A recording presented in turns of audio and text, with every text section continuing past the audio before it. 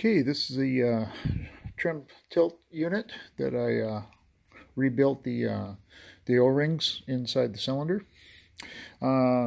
This is where you fill the fluid into the oil pump, just so it just starts to come out, the threads.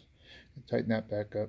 And before I put the push rod back in with the pistons, it says to go ahead and come up 3 inches from the top with fluid on the inside, and then put the memory piston in first, down to the fluid. To do so, you have to release the release for the fluid.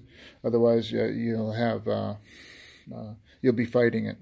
So you have to have the release, and then take a hammer or something to push the memory piston down to the level of the fluid, and then put the shock rod in with the piston that's attached to the shock rod, and make sure you don't hit the memory piston with the bottom of, so you have it just come in so much enough that you can get the top cap threaded in.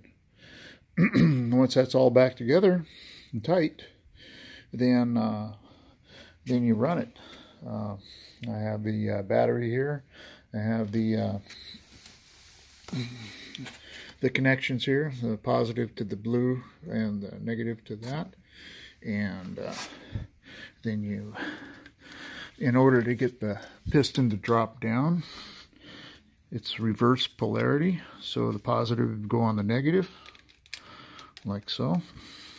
And then go ahead and hit this. That'll drop it down.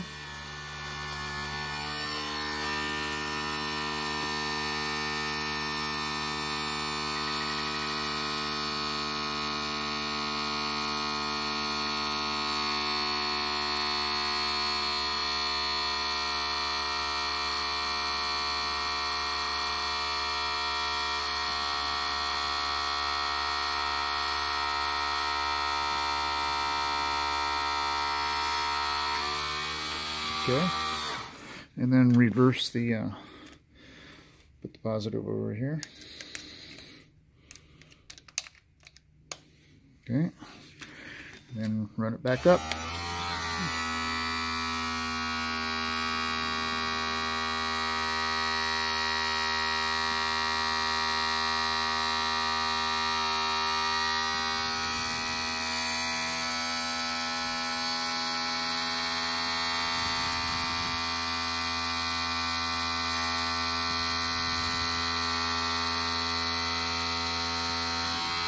There it is.